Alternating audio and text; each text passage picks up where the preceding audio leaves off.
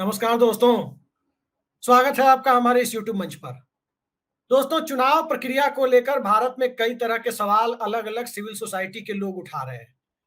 कभी जन आंदोलन के माध्यम से, तो कभी न्यायिक सक्रियता के माध्यम से, कभी जंतर-मंतर पर धरना देकर, तो कभी सिविल सोसाइटी को सोशल मीडिया के माध्यम से जागरूक कर करते हुए।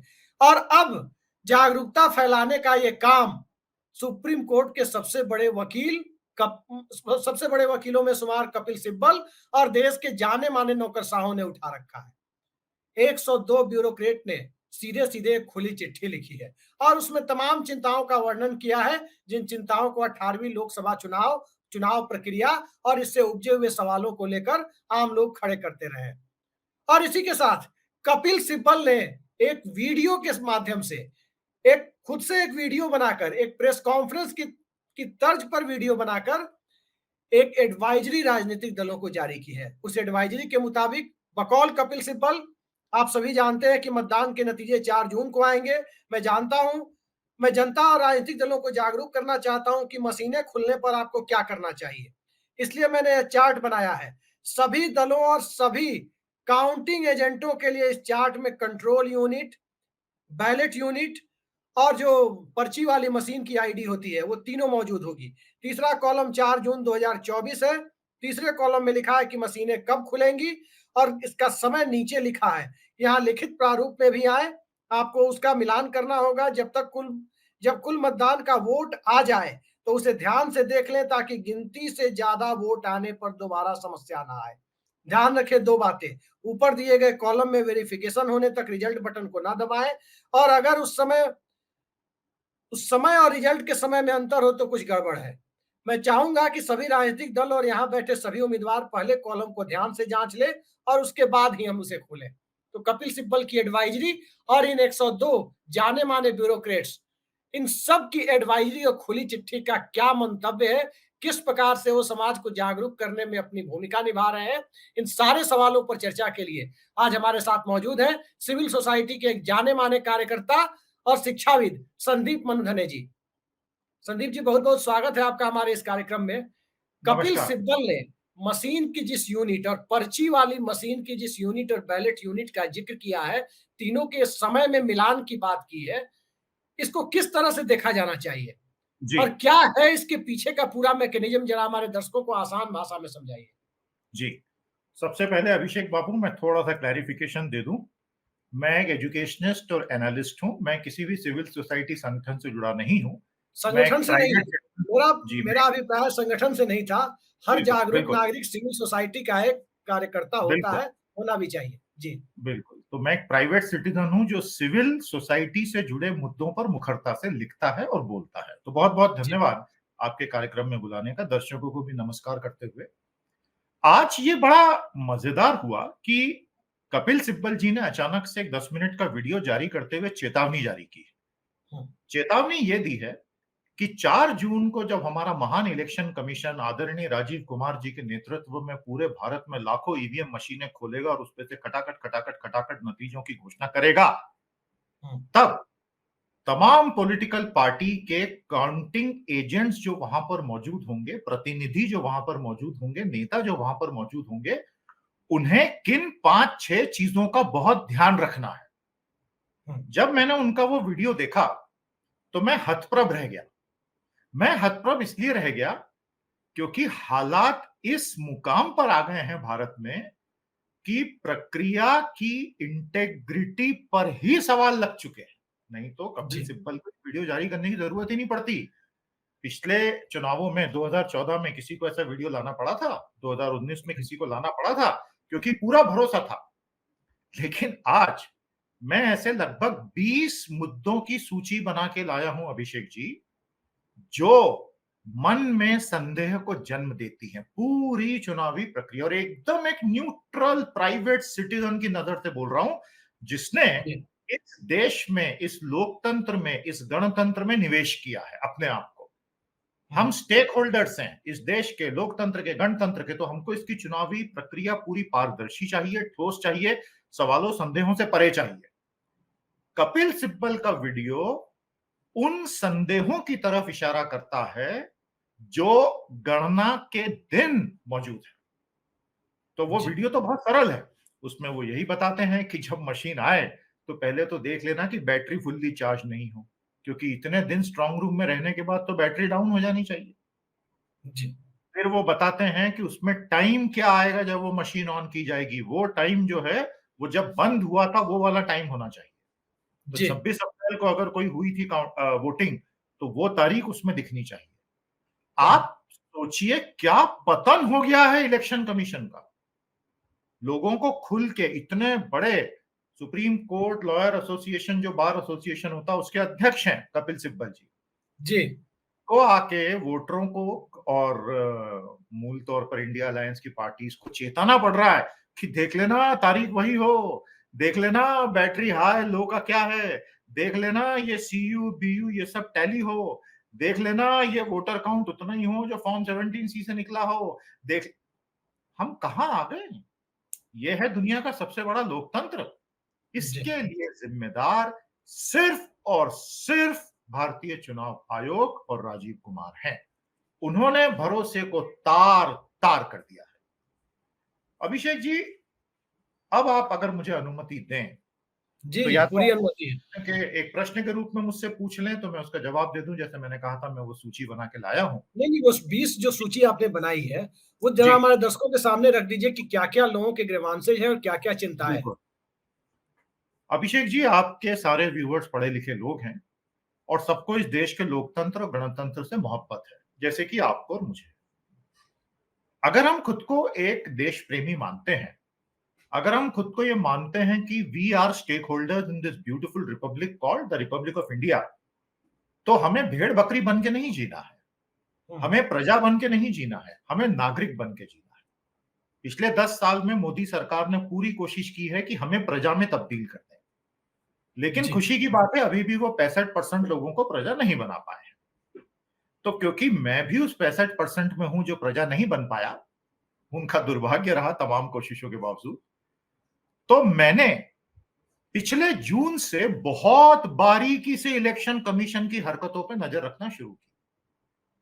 जी, अब ये सूची आज, क्योंकि चुनाव लगभग समाप्त हो चुके हैं, एक बड़ी डरावनी सूची तैयार हो गई है। जी, कहां कहां शक पैदा होता है। हमारी सूची का नाम है शक पैदा करने वाले कारक, द हाँ, एलिमेंट्स दैट लीड और that create doubt in our minds. इसके 3 हिस्से हैं। पहला हिस्सा चुनाव से पहले शक पैदा करने वाले कारक, हुँ, दूसरा हिस्सा चुनाव के दौरान शक पैदा करने वाले कारक, और तीसरा हिस्सा चुनाव की फेज पूरी होने के बाद शक पैदा करने वाले कारक, हुँ, ए बी सी। अब आइए मैं आपको पहले पे लेके चलता हूं। ए क्या था? ए प्रायर टू द इलेक्शंस, चुनाव जी, घोषित होने से पहले के शक के कारण। सबसे पहला जो बरसों से झगड़ा चल रहा है, चुनाव आयोग ने उस झगड़े को खत्म नहीं किया, उसने डांट डपट के खत्म कर दिया, ईवीएम और वीवीपैट मशीनों में हेराफेरी का मुद्दा। हाँ, मुझे नहीं पता उनमें हेराफेरी होती है या नहीं, लेकिन चुनाव आयोग मुझे कन्विंस नहीं कर पाया कि हेराफेरी नहीं होती, जी, क्योंकि हेराफेरी नहीं होने का कन्विंस करने का सिर्फ एक तरीका है। 500 या 1000 ईवीएम आप सामने रख दीजिए, हाँ, भारत भर की पॉलिटिकल पार्टीज को और कंप्यूटर एक्सपर्ट्स को खुले में कई दिनों का मौका दीजिए पूरे प्रोसेस को चेक करने का, वो बता हाँ, देंगे होता है कि नहीं। ये आयोग बचता रहा अंत तक। एक काला पर्दा डाल के बोला बताओ बताओ कैसे होती है हैकिंग, कोई नहीं बता सकता है।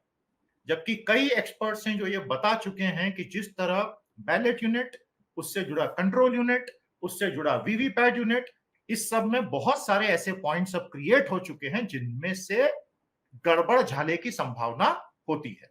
मैं उसमें हाँ, एक्सपर्ट नहीं हूं, लेकिन शक तो आ गया मन में। जी, इलेक्शन कमीशन ने शक को दूर करने का जवाब ये निकाला, शेरो शायरी सुना के अपमान कर दो। ये राजीव कुमार का तरीका है, धिक्कार। हुँ, और सुप्रीम कोर्ट में भी बार बार कि ये सब लोग तो देश के दुश्मन हैं जो सवाल उठाते हैं। अब ये तो इनकी भाषा हो गई एक संवैधानिक बॉडी की, इसीलिए मैंने कहा कि धिक्कार है। ये कहने के बजाय कि हम आपके सेवक हैं, देखिए आज मोदी जी कितने महान नेता हैं, हमेशा अपने आप को प्रधान सेवक बताते हैं। राजीव कुमार कुछ नहीं सीख पाए हमारे प्यारे मोदी जी से। अगर सीख लिए होते तो धमकाते नहीं, बोलते मैं प्रधान सेवक के जैसा ही इलेक्शन कमीशन की तरफ से सेवक हूं, बताइए क्या चेक करना है आपको? नहीं सीख पाए कुछ भी मोदी जी से। दूसरा मुद्दा प्रायर टू इलेक्शन जिसमें शक होता है, बड़ी मात्रा में वोटर लिस्टों से लोगों का नाम पहले से गायब होना। जी, ये और शिकायत बहुत आई है। कई लोगों के द्वारा तमाम प्रयासों के बावजूद अपना नाम जुड़वा पाने में हुई असमर्थता, जो एक अजीबोगरीब प्रॉब्लम है। और ऐसी संख्या दसों में, सैकड़ों में, हजारों में नहीं है, लाखों में भी नहीं है। मेरा शक है कि यह संख्या दसों लाखों में गई है इस साल। मैं अभी इस मुद्दे पर वापस आऊंगा 1 मिनट में। जी। तीसरा बड़ा प्रॉब्लम इसमें आया है बहुत ही लंबा चुनाव घोषित करना।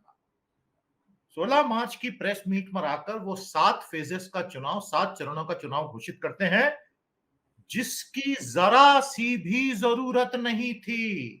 जी। मैं आप गारंटी के साथ संदीप कहता जी, हूं। मैं आपको याद दिला दूं, मैं अभी रिकॉर्ड देख रहा था, 1998 का लोकसभा चुनाव 16, 22 और 28 फरवरी 3 दिनों में पूरे देश में संपन्न हो गया और 4-5 मार्च को, 3 और 4 मार्च को मतगणना भी हो गई थी बैलेट अभिषेक जी, पेपर से।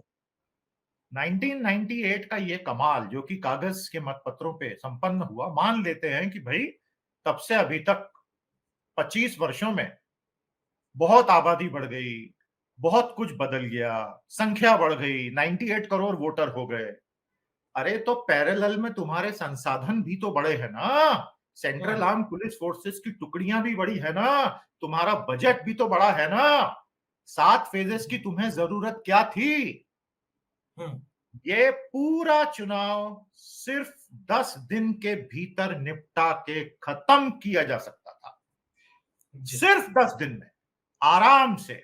लेकिन चुनाव आयोग ने केवल नरेंद्र मोदी जी की सहूलियत को देखते हुए टुकड़ों टुकड़ों टुकड़ों टुकड़ों टुकड़ों टुकड़ों टुकड़ों में 7 बड़े चरणों में सब फैला दिया, पूरे देश को 2 महीने के लिए उलझा दिया, सारे कामकाज बंद करवा दिए, अनिश्चितता का माहौल पैदा करवा दिया, सिर्फ इसलिए कि रूलिंग पार्टी को फायदा हो। बड़े राज्यों में जहां कुछ एक अलग प्रकार की संभावना थी, वहां एक ही दिन में पूरा चुनाव खत्म करवा दिया। और उसी पुराने आकार रिकॉर्ड ये कहते हैं, संदीप जी, पुराने रिकॉर्ड ये कहते हैं कि जून के महीने में लोकसभा चुनाव तभी गया था जब 21 मई 1991 को राजीव गांधी का त्रासद अंत जी, हुआ था और जी, टीएन शेषन ने 3 सप्ताह के लिए बचे हुए 2 फेज के इलेक्शन को आगे खिसका दिया था। तब जाकर चुनाव जून के मध्य तक गया था और 17 जून 1991 को नतीजा आया था। लेकिन और अभी वो तो कोई ऐसी स्थिति नहीं है, लॉ एंड ऑर्डर की स्थिति। अभी तो नहीं, अभी सामान्य तो स्थिति है। मैं उसमें आपको जून तक कारण चुनाव ले जाने का 45 डिग्री में जरूरत ही नहीं है। बिल्कुल, ये सिर्फ और सिर्फ मोदी जी के द्वारा दिया हुआ कार्यक्रम था, जो राजीव कुमार ने सील सिक्के लगा के अपने नाम से आगे बढ़ा दिया। पूरा भारत जानता है ये बात, मैंने नया नहीं बताया, लेकिन हम सूची बना रहे हैं इसलिए। तो एक बेहद लंबा चुनावी कार्यक्रम देना और इस देश के संसाधनों को झोंक देना 2 महीने के लिए। और जो चौथा बड़ा मुद्दा चुनाव से पहले का 100% वीवीपैट काउंट को लेके जबरदस्त विरोध, मानो उनसे उनकी आत्मा छीन ली जाएगी। It is very unnatural to see their level of resistance. अरे नहीं नहीं, 100% वीवी काउंट तो हो ही नहीं सकता, और इसमें तो बहुत दिन। अरे क्या बहुत दिन लग जाएंगे? 1 दिन 2 दिन ज्यादा लगेंगे? पूरा लोकतंत्र उस पर टिका हुआ है, उसमें तुम्हें दिनों की चिंता हो रही है? तो ये सारी चीजें बहुत शक को जन्म देती है। तो मैंने आपको बताया पहले फेज की, मतलब जो प्रायर टू इलेक्शंस में संदेह पैदा होता है, वो 4 चीजें। अब आते हैं ड्यूरिंग द इलेक्शंस। यह है हमारा पॉइंट बी, चुनावों के दौरान कैसे संदेह पैदा होता है कि चुनावी प्रक्रिया और बेहतर हो सकती थी। मैं आपको फिर बता दूं, मशीनों में कोई गड़बड़ है या काउंटिंग में कोई गड़बड़ है, मेरे पास इसका कोई सबूत नहीं है, लेकिन एक नागरिक के नाते जो दिख रहा है वो मैं बता रहा हूं। सबसे पहला, आचार संहिता के अनगिनत वायोलेशंस पर कोई कार्यवाही नहीं करना। चुनाव आयोग ने खुद का मजाक बना के रख दिया। खुल्लम खुल्ला धार्मिक भावनाएं भड़काने के भाषण हुए चले जा रहे हैं, आज भी हुए हैं, पूरे झूठे आरोप। और राजीव कुमार बिल्कुल अपनी तपस्या में किसी कंदरा में लीन है। उन्होंने इलेक्शन कमीशन के मैंडेट के साथ, संविधान के साथ, अपने खुद के बनाए नियमों के साथ धोखा किया है। जी। ड्यूरिंग द इलेक्शंस यानी पॉइंट बी का जो दूसरा हिस्सा है, ऐसे तमाम केसेस वीडियो के साथ सामने आए कि एक ही आदमी 8-8 बार वोट डाल रहा है और एक ही पार्टी, बीजेपी। और मजे की बात है, ये सारे वीडियो आए हैं जहां खुद अपराधी ने वीडियो बना के डाला और वो पकड़ा गया। तो वो सैकड़ों केसेस का क्या होगा जहां अपराधी होशियार थे और खुद के वीडियो बना के नहीं डाले। ऐसा तो इलेक्शन कमीशन ने एक को भी नहीं पकड़ा, तो बूथ लेवल पे तो तमाम फ्रॉड हुए हैं। तो राजीव कुमार जी इस बारे में कुछ नहीं कहेंगे प्रेस मीट लेके, या सिर्फ नागरिकों को डराते रहेंगे कि सवाल मत उठाओ, तुम देशद्रोही हो? राजीव कुमार जी, आपसे पूछ रहा हूं, जनाब आप हमारे सेवक हैं, मैं जो इनकम टैक्स और जीएसटी बढ़ता हूं उससे आपकी सैलरी जा रही है, मुझे जवाब दीजिए, ऐसा जी। कैसे हो रहा है? तीसरा है, बहुत बड़ी संख्या में चुनाव के दौरान पहला फेज शुरू होने के बाद भी वोटर लिस्ट में से लोगों का नाम गायब होना। यह सुधार लिया जाना चाहिए था, यह सुधरा नहीं है कई केसेस में। चौथा, भयानक गर्मी में हीट वेव की वजह से वोटर टर्नआउट घटने की समस्या।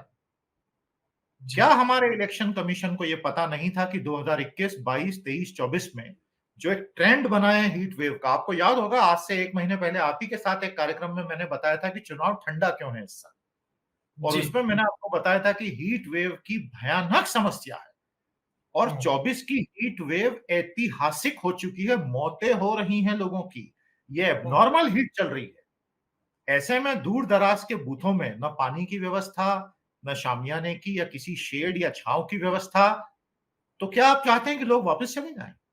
बंबई में तो ऐसे ही देखा हमने।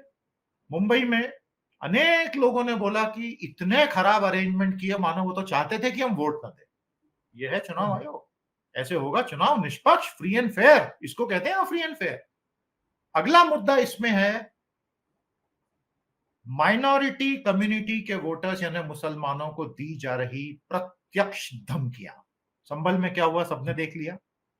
उसके अलावा तमाम मुस्लिम मेजॉरिटी क्षेत्रों में जा जा कर धमकाने के वीडियो इंटरनेट पे फ्लोट हो रहे हैं, सब तरफ खुल्लम खुल्ला धमकी दी जा रही है ताकि वोटर टर्नआउट कम हो जाए। चुनाव आयोग इस पर कोई संज्ञान नहीं लेता, मानो उसने आंखें बंद कर ली कि मुझे इससे मतलब नहीं। यह अभूतपूर्व है, ऐसा 2019 तक में भी नहीं होता था, लेकिन इस साल हुआ है और इससे मुझे बहुत दुख हुआ है, क्योंकि भारत का हर नागरिक बराबर है, सबके पास एक वोट है। आप पूरी पूरी एक कम्युनिटी को डरा धमका के चुप करा देते हैं। आप चाहते हैं 5-7% वो कट जाए ताकि हमारा प्रत्याशी जो बहुत खतरनाक रूप से हारता हुआ दिख रहा है उसकी जीतने की थोड़ी संभावना बन जाए। यही होगा इसके पीछे का तर्क। अगली प्रॉब्लम चुनावों के दौरान जो मैंने देखी और अपनी लिस्ट में मैं लेकर आया, अपोजिशन के कैंडिडेट के घर पुलिस भेजकर चुनाव के दिन उसको डिटेन कर देना। अंबेडकर नगर में लालजी वर्मा क्या हुआ है यूपी में सपा कैंडिडेट के घर? तो जब लालजी वर्मा जी के यहाँ समाजवादी पार्टी के अंबेडकर नगर में पुलिस पहुंच के उनको डिटेन करती है चुनाव के दिन, चुनाव आयोग को कुछ भी कहने का अपना अधिकार खो देने का एहसास हो जाना चाहिए। अगर ऐसा हो रहा था और इंटरनेट पर उसके वीडियो आ गए थे तो राजीव कुमार को वहां से फोन लगा के स्थानीय प्रशासन को हड़काना चाहिए था कि ये तुम लोग क्या कर रहे हो। लेकिन राजीव कुमार ने ऐसा नहीं किया। वो तो दिल्ली में खड़े होकर भाषण दे रहे थे कि मैं एक दिन सबको बताऊंगा, ये लोग जो सवाल पूछते हैं ना, मैं एक दिन सबको बताऊंगा। राजीव जी डराइए मत हमें, आप हमें कुछ नहीं बताएंगे। इस देश के संविधान को नागरिकों ने लिखा है, आप सिर्फ सेवक हैं, मालिक बनने की कोशिश मत कीजिए हमारे। आपको किसी ने बहुत गलत शिक्षा दे दी है कि आप मालिक हो। अंबेडकर नगर में लालजी वर्मा को पुलिस ने अवैध रूप से डिटेन किया, तब तो आप चुप थे, तो आप तो अब कुछ बोलने का अधिकार खो चुके हैं। मैं ये सब इसलिए बोल रहा हूं अभिषेक जी, हो सकता है चुनाव में बीजेपी हार जाए, हो सकता है बीजेपी जीत जाए, मुझे उससे मतलब नहीं है। चुनाव की प्रक्रिया पर अगर सवालिया निशान लग गया तो एक जीती हुई बीजेपी का बहुत नुकसान हो जाएगा।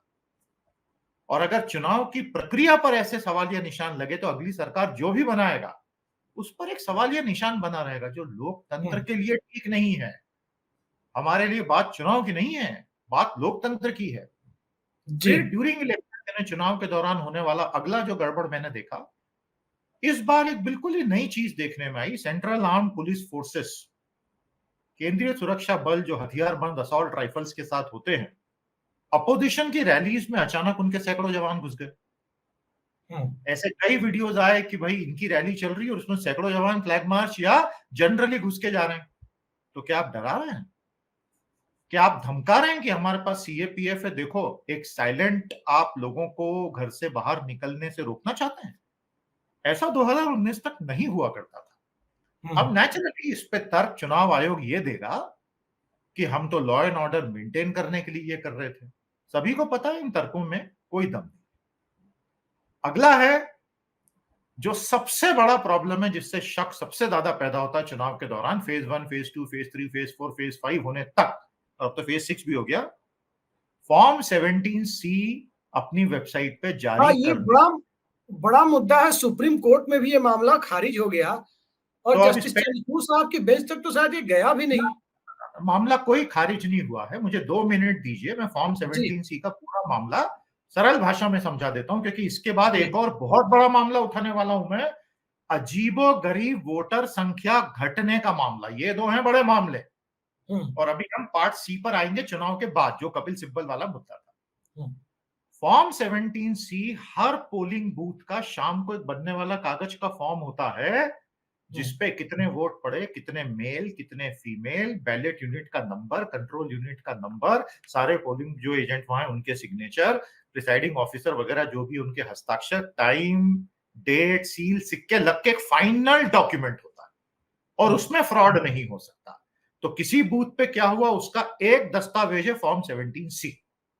जी। वो कागज शाम को 9 बजे रेडी हो जाता है हर पोलिंग बूथ पे। ऐसे 10 साढ़े 10 लाख पोलिंग बूथ है भारत में। ये डेटा इलेक्शन कमीशन के पास रेडी है और इलेक्ट्रॉनिक फॉर्म में इलेक्शन कमीशन का एक ऐप होता है जिसका नाम है एंकोर, ENCORE। उसमें जी ये इलेक्ट्रॉनिक रूप से सारा डेटा उसी दिन भर दिया जाता है। इलेक्शन कमीशन के टेबल पे वो सारे फॉर्म 17C का इमेज उनके कंप्यूटर में और एंकोर में चुनाव के ये सारे डेटा रेडी है। इलेक्शन कमीशन बोलता है कागज नहीं दिखाएंगे। कुछ अजीबो गरीब चल रहा है कि नहीं हम नहीं दिखाएंगे फॉर्म 17। तो क्यों नहीं दिखाएंगे? आपके पास ऑलरेडी है। चुनाव आयोग का जवाब और कई कुतर्कियों का यह जवाब होता है, अरे फॉर्म 17C पे सवाल उठा रहे हो, अरे चुनाव आयोग पे सवाल उठा रहे हो, अच्छा चुनाव हार रहे हो इसलिए सवाल उठा रहे हो। नहीं मेरे मूर्ख दोस्तों, चुनाव हार रहे हैं इसलिए सवाल नहीं उठा रहे हैं, देश के नागरिक इसलिए सवाल उठा रहे हैं। भारत में एक भी पॉलिटिकल पार्टी ऐसी नहीं है जिसके पास पूरे 543 संसदीय क्षेत्रों के सारे फॉर्म 17C का डेटा हो। बीजेपी खुद केवल 450 पे लड़ रही है। जी। तो अगर किसी के भी पास सारे नहीं हैं तो जांच कैसे होगी? लेकिन डीएमके ने, आप देखिए संदीप जी, डीएमके ने सारे फॉर्म 17 को अपनी पार्टी के आईटी वाली जो एक उसकी वेबसाइट है उस पर अपलोड कर दिया है। बिल्कुल कर दिया, क्योंकि वो कई महीने पहले से उसके लिए तैयार थे। उन्होंने हजारों पोलिंग बूथ की ऑफिसर्स की ट्रेनिंग की थी, एजेंटों की, और वो पहले दिन से लगातार सुबह शाम उनकी आईटी की टीम भिड़ी हुई थी। इसलिए एक राज्य में जहां खुद उनकी सरकार थी वो कर पाए, साधुवाद। लेकिन उत्तर प्रदेश में अगर समाजवादी पार्टी या कांग्रेस ये करने जाएगी उसको भयंकर दिक्कतों का सामना करना पड़ेगा, for very obvious reason, best not said here. और खुद बीजेपी के पास भी 543 जगहों के फॉर्म 17C नहीं होंगे। तो चुनाव आयोग को गेंद हमारे पाले में डालने की क्या जरूरत है जब उसके पास सारा डेटा है। पारदर्शिता का नियम है कि किसी भी सिस्टम में पारदर्शिता इनबिल्ट होनी चाहिए। नागरिकों को याचकों के जैसे भीख मांगने की जरूरत नहीं होनी चाहिए, प्लीज दिखा दीजिए। अरे भाई तुम संवैधानिक निकाय हो, तुम्हारी सैलरी हम लोग दे रहे हैं। Form 17C conduct of election rule 93(2) के तहत मेरा अधिकार है नागरिक का देखने का। इलेक्शन कमीशन सुप्रीम कोर्ट में झूठ लिख के देता है, झूठ झूठ झूठ, कि नागरिकों को कोई अधिकार नहीं है फॉर्म 17C देखने का, क्योंकि हमने तो पोलिंग एजेंट को ऑलरेडी दे दिए। अरे नहीं संदीप जी, अपनी एक ही चीज बताइए संदीप जी, नागरिकों को इलेक्टोरल बॉन्ड्स का डेटा जानने का अधिकार नहीं, नागरिकों को फॉर्म 17C जानने का अधिकार नहीं, नागरिकों को पीएम केयर फंड के बारे में पैसा किसने दिया, कहाँ खर्च हुआ ये जानने का अधिकार नहीं। ये सब सरकार और सरकार के वकील कहते हैं कोर्ट में। तो क्या नागरिक सिर्फ नागरिकों को थाली बजाने के लिए है? नागरिकों को नोटबंदी में कितने लोग मर गए जानने का अधिकार नहीं, नागरिकों को नोटबंदी और जीएसटी से कितने एमएसएमई लाखों की तादाद में बंद हो गए जानने का अधिकार नहीं, नागरिकों को रियल वेजेस 2014 से अभी तक एग्रीकल्चरल नॉन एग्रीकल्चरल लेबर का कैसे स्टैग्नेंट हो गया वो जानने का अधिकार नहीं, नागरिकों को ये अधिकार नहीं, वो अधिकार नहीं, ये अधिकार नहीं, वो अधिकार नहीं। वो तो यूपीए की सरकार थी जो मूर्ख थी। सूचना का अधिकार, राइट टू इंफॉर्मेशन, काम करने का अधिकार, राइट टू वर्क मनरेगा, शिक्षा का अधिकार, राइट टू एजुकेशन, वन संपत्ति का अधिकार, फॉरेस्ट राइट्स एक्ट, कितने गिनाऊं, भोजन प्राप्त करने का अधिकार, राइट टू फूड। वो एक युग अलग था जहां सरकारें बोलती थी कि ये 5 अधिकार कानूनी रूप से तुम्हें दे रहे हैं। 2014 से 2024 में हमें बताया गया तुम्हारे पास कोई अधिकार नहीं, चुप बैठो एकदम, हमने बोल दिया ना चुप हो जाओ। ये हो रहा है। तो चुनाव आयोग अगर फॉर्म 17C का डेटा उसकी वेबसाइट पे डाल दे, जो उसके लिए 2-3 घंटे का भी काम नहीं है जी, तो आप और मैं यहां अभी बैठकर एक एक बूथ की चेकिंग कर सकते हैं और उसको 4 तारीख से टैली करके चुनाव आयोग को सैल्यूट करेंगे कि एक भी वोट का घपला नहीं है। गुड, अच्छा काम किया राजीव बाबू। राजीव बाबू हमसे ये तारीफ भी नहीं सुनना चाहते, वो सिर्फ भर्त्सना सुनना चाहते हैं। अब मैं क्या करूं ऐसे मुख्य चुनाव आयुक्त का, आप ही मुझे बताइए। तो अब आते हैं हमारे एबीसी में, हम बी पर हैं। अब आते हैं स्ट्रेंज वोटर टर्नआउट बिहेवियर पर। इस बार चुनाव में कुछ बहुत अजीब हुआ है अभिषेक जी। क्या भारत की आबादी हर साल बढ़ती है? उत्तर है हाँ। क्या भारत की आबादी 2024 में 2019 के मुकाबले बढ़ी है? हाँ। क्या भारत के सारे चुनाव क्षेत्रों में, पार्लियामेंट्री कॉन्स्टिट्यूएंसी, संसदीय चुनाव क्षेत्रों में कुल इलेक्टर्स की संख्या यानी रजिस्टर्ड वोटरों की संख्या और कुल वोटर्स की संख्या यानी जो मतदान करने आए उनकी संख्या बढ़नी चाहिए? हाँ जी। आपकी जानकारी के लिए बता दूं, अभी तक लगभग 30% संसदीय क्षेत्रों में कमाल हो चुका है। 2024 में 2019 के मुकाबले कम लोग, 30% संसदीय क्षेत्रों में कम लोग वोट डालने आए। ये तो असंभव है, ये हो ही नहीं सकता। ये हो चुका है। अरे कहां गायब हो गए ये लोग? कोविड में मर गए, एमिग्रेट करके काम की तलाश में बाहर चले गए, स्वाभाविक मृत्यु को प्राप्त हो गए। तो ये सब तो जो ओवर 18 नए लोग आए हैं उनसे कंपनसेट हो जाना चाहिए था। तो यहां से हमें हमारे पुराने शक को फिर से जिंदा करना पड़ेगा। जिस प्रकार आधार और वोटर आईडी को लिंक करो, लिंक करो, लिंक करो, डंडे मार के इनके लोग घर घर घूम रहे थे अवैध तरीके से।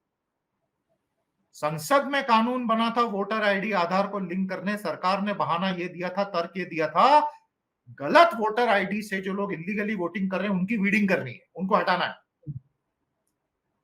परिणाम तो मुझे कुछ और ही दिख रहा है, क्योंकि जैसी मैंने तो कभी नहीं लिंक कराया आधार से वोटर आईडी को, मुझे पता था ये बहुत खतरनाक है। ये जो खेल होता है आधार से लिंक करने का, आपको याद होगा तेलंगाना में बड़ी संख्या में, केसीआर के समय में भी ये हुआ था और कहा गया कोई ऑफिशियल ऑर्डर नहीं है लेकिन लोग करा रहे थे और उसमें बड़ी संख्या में लोगों के नाम कटे। बैडमिंटन प्लेयर ज्वाला गुट्टा का नाम भी वोटर लिस्ट से चला गया था, जिसको लेकर मैंने जिस दिन ये शुरू हुआ था आधार और वोटर आईडी का लिंकिंग, सरकार के कागज पे लिखा था ये स्वैच्छिक है, वॉलंटरी है। मैंने कम से कम 10 से 15 बार अपने सोशल मीडिया पे नागरिकों को आगाह किया था, लिंकिंग मत कराना, लिंकिंग मत कराना, लिंकिंग मत कराना। लोग बोलते थे, घर आके धमकी दे रहे, लिंकिंग नहीं करोगे तो वोटर आईडी कैंसिल होगा। मैंने कहा वीडियो पे बोलो ये डालो, वो भाग जाएगा। अनफॉर्चुनेटली 50-55 करोड़ लोगों ने लिंकिंग करा ली थी। उसके बाद इतना हो हल्ला उठा कि सरकार ने खुद कदम पीछे खींच ली। मेरा ऐसा मानना है, अब मेरे पास कोई सबूत तो है नहीं, सीबीआई तो है नहीं मेरे पास, अगर मैं जांच बिठाऊं तो सारी बातें सामने आ सकती हैं। मेरा ऐसा मानना है कि एक बढ़ती आबादी वाले देश में 1/3, ये जो मैं एनालिसिस की बात कर रहा हूं, ये द हिंदू अखबार में प्रवीण चक्रवर्ती का एनालिसिस अभी कुछ दिनों पहले छपा था, आंकड़ों के साथ, उस पे से बता रहा हूं, जो बिल्कुल सत्य आंकड़े इलेक्शन कमीशन के खुद के दिया। तो यदि 1/3 1/3 कॉन्स्टिट्यूएंसीज में वोट डालने आने वालों की संख्या कम हो गई है, और ये मुख्यतः 6 राज्यों में हुआ है, उत्तर प्रदेश, राजस्थान, मध्य प्रदेश, महाराष्ट्र, तमिलनाडु, केरल। ऐसा भी नहीं कि सिर्फ उत्तर भारत में हुआ या सिर्फ दक्षिण में या सिर्फ गरीब राज्य में या सिर्फ अमीर राज्य, सब तरफ हुआ है। तो इसके पीछे तो कुछ है ना। अब सवाल पूछो तो राजीव कुमार जी डांटने लगते हैं कि मैं एक दिन बताऊंगा।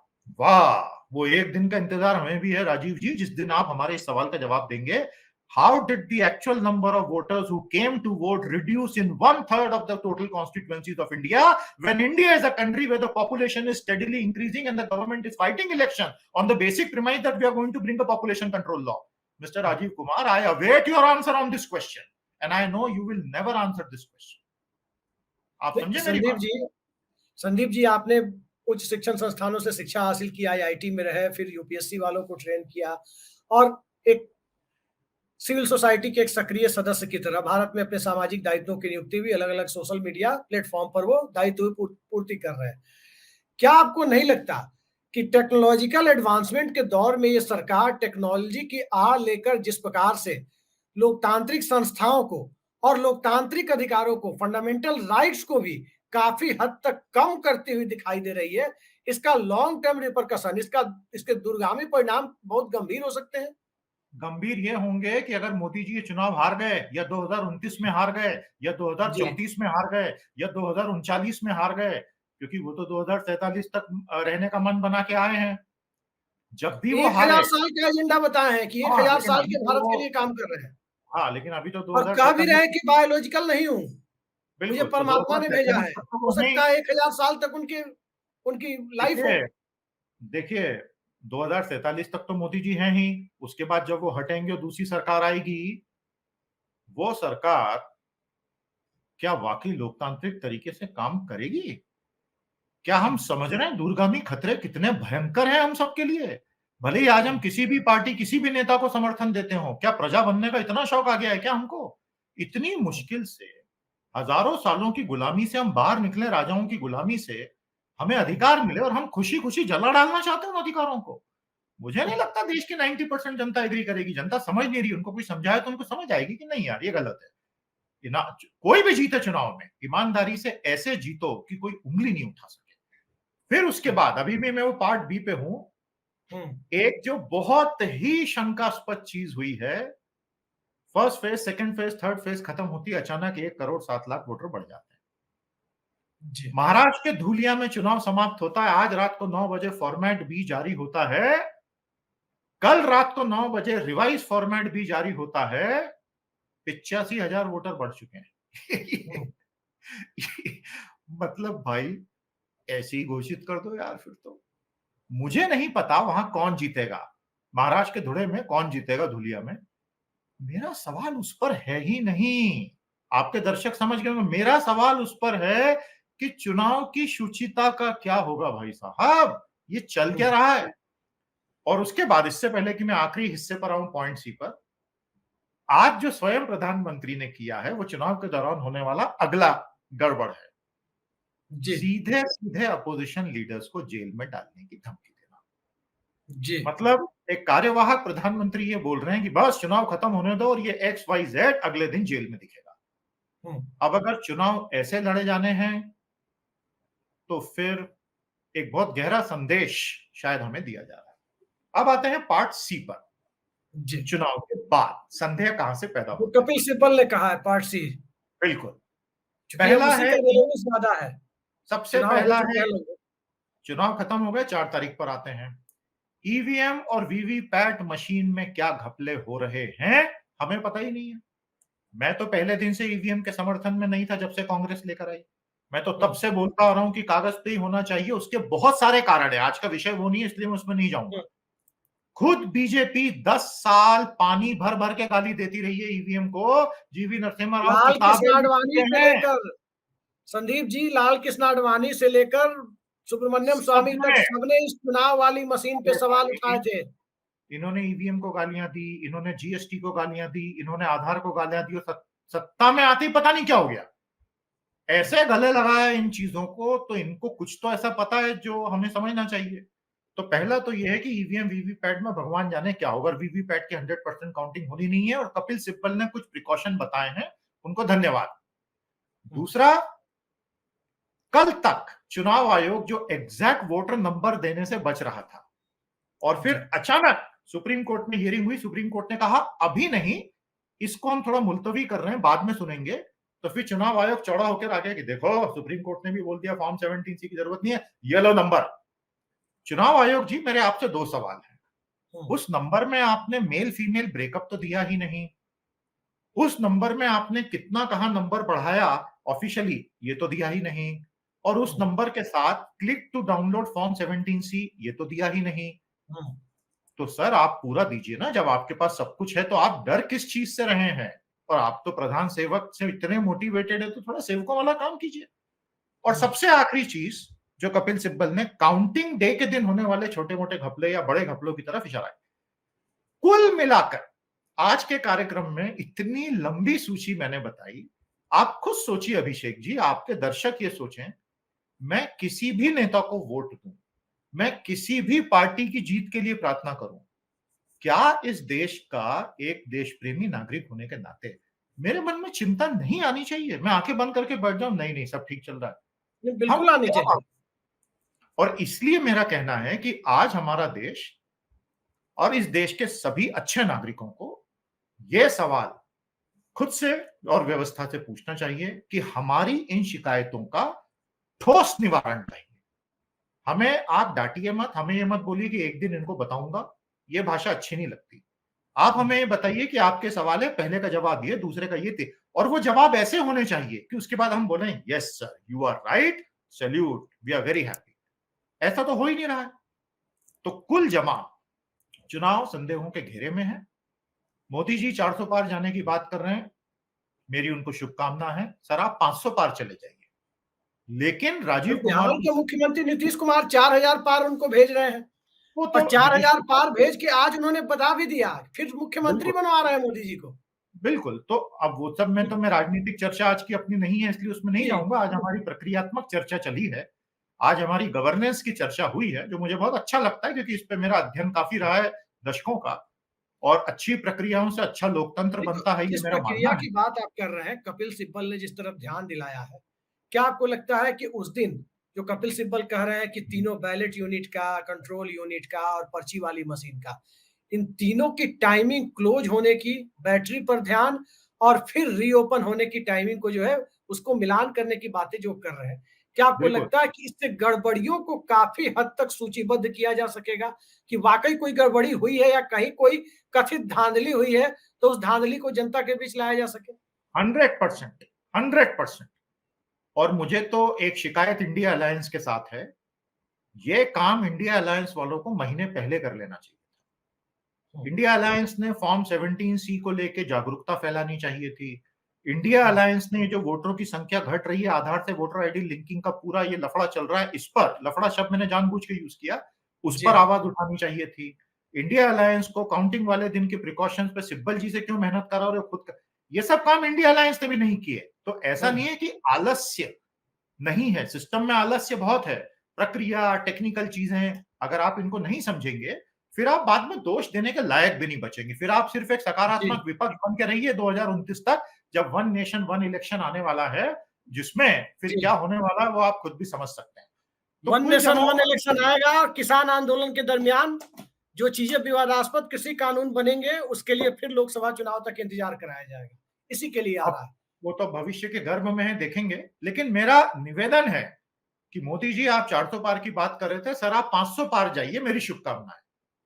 प्लीज इन दिक्कतों को दूर करवा दीजिए ताकि हम सब आपकी विजय में शामिल हो सकें, हमें खुशी हो सके और विजय पर कोई प्रश्न चिन्ह नहीं लगा सके। अदरवाइज वो विजय भी विजय नहीं होगी। अच्छा, एक चीज बताइए संदीप जी, ये 102 रिटायर्ड ब्यूरोक्रेट जिसमें जीके पिल्ले हैं, जिसमें जीके पिल्ले होम सेक्रेटरी रहे हैं देश के, इसके अलावा इसमें दुलत साहब है और भी कई नामचीन ब्यूरोक्रेट हैं। इन लोगों ने जो चिट्ठी के माध्यम से, एक साझा चिट्ठी के माध्यम से, ओपन चिट्ठी के माध्यम से जो अपनी चिंताएं जाहिर की है, उन चिंताओं को जब हम कपिल सिब्बल की चेतावनी जो राजनीतिक दलों को जिस प्रकार से वो सलाह दे रहे, एडवाइजरी, इसके साथ क्लब करके देखते हैं, तो क्या आपको नहीं लगता कि सिस्टम के अंदर रह चुके लोग जो बात कह रहे हैं, एक सीनियर वकील जो जी, बात कह रहा है, उसके ऊपर इस जी, देश में सुप्रीम कोर्ट में मामला जाता है तो इधर-उधर की बातें करके फिर उसे खारिज कर दिया जाना, कहीं न कहीं सरकार से सहमति जताते हुए कोई न कोई फैसला दे दिया जाना, जी, खासकर चुनाव के मौके पर, जी। चुनाव से जुड़े मुद्दों पर, संदेहों पर, क्या ये उचित है? देखिए, एक बात बताइए, आज के कार्यक्रम में हमने जो भी बातें की, मैंने वो पत्र पढ़ा, बिल्कुल यही बातें उस पत्र में लिखी हुई हुँ, और लब्बो-लुआब उस पत्र का ये है कि सिस्टम और प्रोसेस पे से इस देश के 140 करोड़ लोगों का भरोसा टूटने मत दीजिएगा। जी। लोकतंत्र की आत्मा है सच्चाई। हुँ, सच्चाई हटा दी तो लोकतंत्र ही नहीं बचेगा। जिस देश का जी। मोटो है सत्यमेव जयते, तो हुँ, क्या हम असत्यमेव जयते की ओर बढ़ रहे हैं? तो क्या जी, हम मुंडक उपनिषद को धोखा दे देंगे? एक तरफ हम वेदों, उपनिषदों की बात करते हैं, प्राचीन संस्कृति पे गर्व करने की बात करते हैं और हमारे क्रियाकलाप ऐसे हैं कि हम तो मुंडक उपनिषद पे कालिक पोत रहे हैं। हुँ, सत्यमेव जयते नानृतं सत्येन पन्था विततो देवयान येन क्रमन्ते ऋषियो हृदयाप्तकामा यत्र तत्र सत्यस्य परमं निधानम्। राजीव कुमार जी एक बार पढ़िए तो सही मुंडक उपनिषद, आनंद आ जाएगा सर आपको। एक बार पढ़िए बस और फिर आपको समझ में आएगा कि हम जैसे लोग आपसे सवाल क्यों पूछ रहे हैं। सर प्लीज मेरे पीछे मत भेजिएगा किसी को। जो बात आप कह रहे हैं और जो बात कपिल सिब्बल कह रहे हैं और जो बात ये रिटायर्ड ब्यूरोक्रेट कह रहे हैं, सिस्टम का हिस्सा रह चुके लोग कह रहे हैं, क्या इस देश की न्यायपालिका सुन रही है? क्या इस देश के 5 किलो राशन में मदमस्त वोटर सुन रहे हैं? और जिस आज़ादी के लिए संविधान निर्माताओं ने, आज़ादी की लड़ाई लड़ने वाले लोगों ने, समाज के तमाम वर्ग के लोगों ने संघर्ष किया, क्या उन संघर्षों के ऊपर अब इस तरह से तानाशाही की व्यवस्था थोप दी जाएगी? इससे एक सवाल उठता है संदीप जी, चलते-चलते संक्षेप में बताइए, क्या आपको जी, नहीं लगता कि इस देश में एक बड़ा तबका ऐसा है जो तानाशाही पूर्ण व्यवस्था को और खुद को एक तानाशाही पूर्ण व्यवस्था के अधीन रखने में बहुत आनंदित महसूस करता है। एक ऐसा समाज जो 2000 सालों से जाति व्यवस्था से अभिशप्त है, हुँ, जहां आज भी गांवों में जाति आधारित सेग्रीगेशन बिल्कुल नॉर्मल माना जाता है, हुँ, वहां समाज के ऊपरी तबकों में तानाशाही के प्रति प्रेम होना बहुत स्वाभाविक सी बात है। हुँ, इस समस्या को लोकतंत्र बना के, संविधान बना के हमने कुछ हद तक रोका था, हुँ, जी, लेकिन वो टेंडेंसी को नष्ट नहीं किया जा सका है। आज वो टेंडेंसी अपने शबाब पर है। आने वाले वर्षों में क्या वो प्रक्रिया, वो प्रवृत्ति, वो टेंडेंसी बढ़ेगी या घटेगी?